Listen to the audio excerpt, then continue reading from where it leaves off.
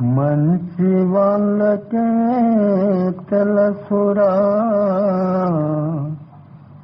మంచితనము ఏని,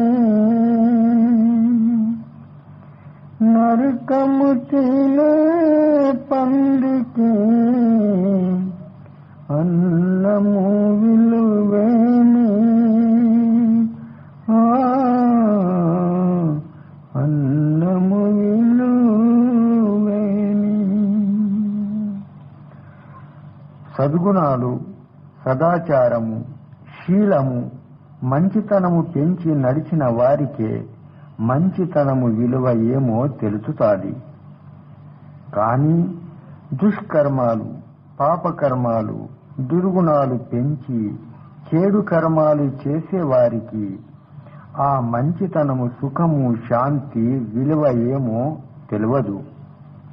ఇలాగా పంది ముందర మంచి పక్వాన్నములు పెట్టినా అది నరకమే తింటుంది.